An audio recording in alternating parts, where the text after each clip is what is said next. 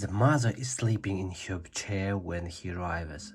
The boy's head is hot with fever, and he cannot sleep. The little bird flies into the room and puts the big rabbit on the table, near the woman's hand.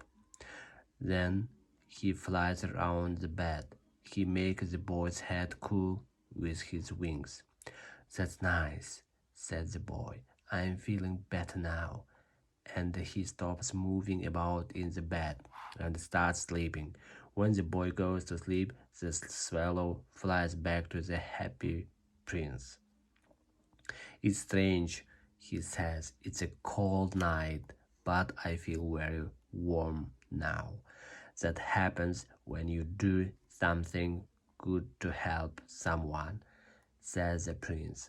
The little swallow thinks a lot about this. Then he feels tired and he goes to sleep. He always feels tired when he thinks a lot. Then next day, early in the morning, the swallow flies down to the river for a bath. Tonight I am going to Egypt, he thinks happily. Through the day, he flies around the town and visits all the important buildings there. An old man sees him in the sky and says, "That's strange, a swallow here at this time of the year." And he writes a long letter about it to the newspaper. When night comes, the little swallow flies back to the happy prince. "What do you want from Egypt?" he asks. "I'm leaving now." "Swallow, swallow, little swallow," says the prince, "please stay with me one night more." "But, my friends, the other swallows are waiting for me. Tomorrow they fly up the river Nile to Luxor."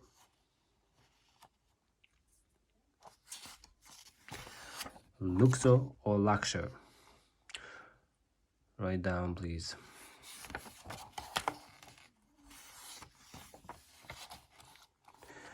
Chapter 4. Swallow, swallow, far away across the city, I see a poor young man. He is working at the table in a little attic room. He is writing a play for the theater. He has some dead flowers next to him. His hair is brown, his mouth is red, and there are wonderful dreams in his big brown eyes. But he is very cold and hungry, and he can't think or write anymore. "I can't wait one more night," says the swallow, "because he has a good heart. Shall I take him a rabbit too?" "Sadly, I have no more rabbits," says the prince. "Now I have only the sapphires in my eyes. They come from India. Pull out one of them and take it quickly to that poor young man. Then he can sell it for some good things to eat and some warm things to wear, and after that he can finish his play." "Dear prince, I can't do that," cries the swallow. "Swallow, swallow, little swallow, you must," says the prince. So the swallow takes out one of the prince's blue eyes. He flies with it in his mouth to the little attic room. The young man is tired and he has his head in his hands on the table when the little bird arrives. He doesn't hear the swallow's wings. The little bird leaves the sapphire on the table near the swallow, the flowers, and then flies away. Suddenly the young man looks up and sees the expensive blue stone. "What's this?" he cries happily. "Someone likes my work a lot. Now I can finish my play." Yes, that's nice. The next day, the little swallow flies down to the sea. First, he watches a big ship arrive from a far country. Then he sees people come from the city and take the things from it. I'm going to Egypt, cries the swallow, but nobody listens to him. When night comes, he flies back to the happy prince. I'm here to say goodbye, he says. Swallow, swallow, little swallow, please stay with me one night more, says the prince. It's cold here now, and the snow is coming, but in Egypt it's warm, and the sun is hot and yellow in the blue sky. My prince, I must leave now, but I can't forget you, and when I come back next year, I can bring you a ruby and a sea blue sapphire. I want to give you back your missing eye and the expensive red stone from your sword, says the swallow. But the prince says quietly, in the town square under us, there is a poor little girl. She is selling matches, but her matches are all on the street at her feet, and she can't sell them now. Nobody wants to buy matches with water on them. Her father's at home. He's waiting for her, but he's always angry with her, and he hits her when she comes home with no money for him. She's crying. She has no shoes on her feet and no hat on her head. Pull out my other eye and take it to her. I can wait one more night, but I can't pull out your other eye, cries the swallow. Swallow, swallow, little swallow, says the prince, you must do this for me.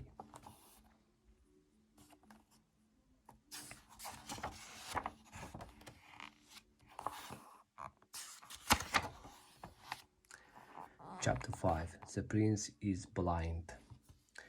In the end, the swallow pulls out the prince's other eye and takes it in his mouth down to the town square.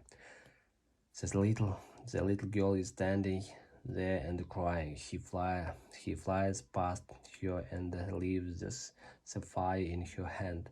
She looks at the beautiful blue stone carefully. That's nice. That's nice. She cries happily, and then she runs off home with it. Then the little bird flies back to the prince. You are blind now, and so I must stay with you always, he says. No, little swallow, answers the poor prince. You must fly away to Egypt and the sun. I am staying with you now, the swallow says. That night he sleeps at the prince's feet. The next day the swallow sits on the prince's shoulder and tells him stories of Egypt. He speaks of the river Nile, the little towns and important cities, Egyptian people, their work, and all the strange and wonderful things to see in Egypt. My little swallow, says the prince, you tell me all these things about Egypt, but truly I want to know more about the people here in my city. Fly out of the town, little swallow, and look down. What do you see there? When you finish, come back and tell me everything.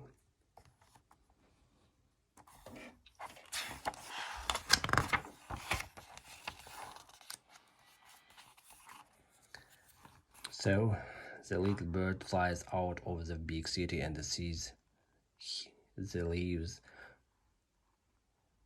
of all the people there. He sees big expensive houses with poor beggars at the doors.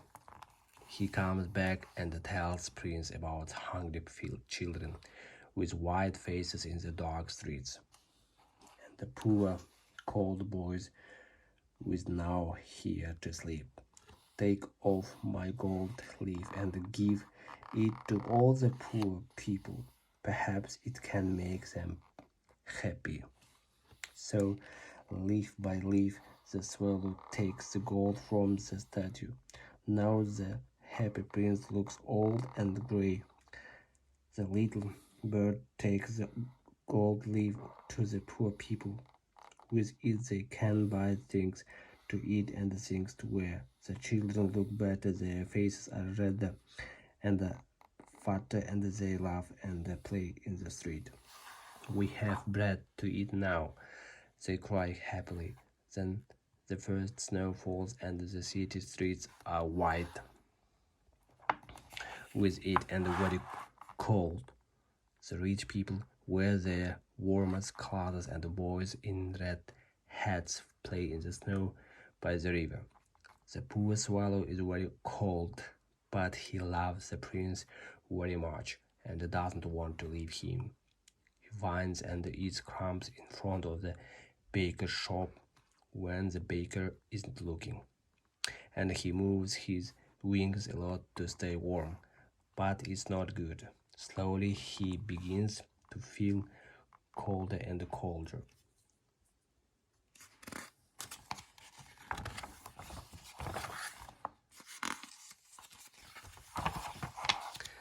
Chapter 6. The most important things. The little swallow is dying from the cold and he knows it. It isn't easy for him, but he flies up and sits on the prince's shoulder for the last time. "Goodbye, my prince," he says quietly. "Can I kiss your hand?" "Oh, good. You're going to Egypt, little swallow. I'm happy about that," says the prince. "It's wrong of you to wait here anymore, but kiss me on the mouth before you go." "I'm not going to Egypt," replies the swallow. "I'm going to the house of the brother of sleep. I'm dying, you see." Then the little bird kisses the happy prince on the mouth. Look. And at once he falls down dead at the statue's feet. Oh my god. Suddenly there is a strange crack from the statue. The prince's lid heart breaks in two. It's truly a very cold winter that year. Early the next morning, the mayor and the town councilors are walking in the town square. They walk past the happy prince column and the mayor looks up at the statue on it. "Oh dear, what an ugly grey thing our prince is these days," he cries. "Yes, very ugly," says the town councilors. They always say everything again after the mayor says it. All of them go near to the statue and look at it carefully.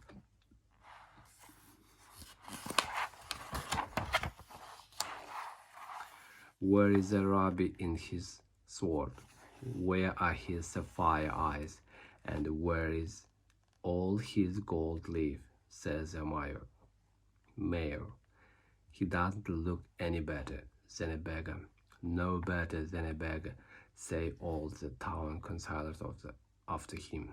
And look at that, there is a dead bird at the foot of his column. That's very bad. We must make a new law.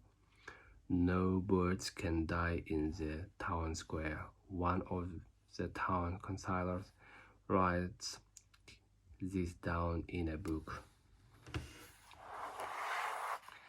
Because the statue isn't beautiful now, they take it away.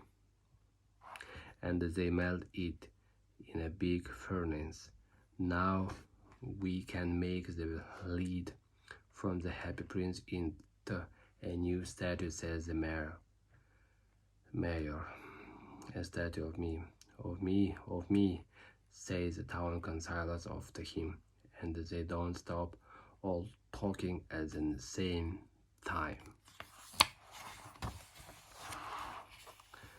That's strange, says one of the furnace workers. This lead hot with a crack, it doesn't melt. We must throw it away. So they threw the Happy Prince's heart away on the town rubbish heap. It falls next to the body of the little dead swallow. Soon after that, God speaks to one of his angels. Bring me the two most important things in the city, he says. The angel flies down to the rubbish heap.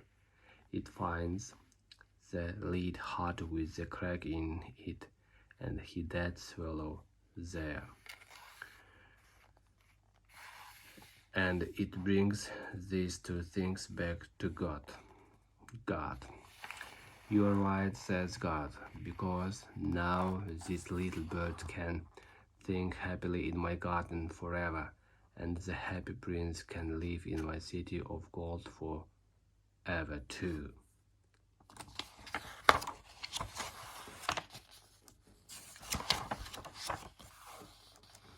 Yes, that's all.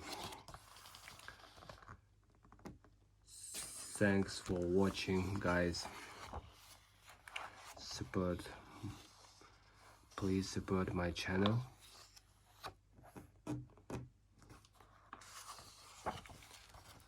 Okay, goodbye.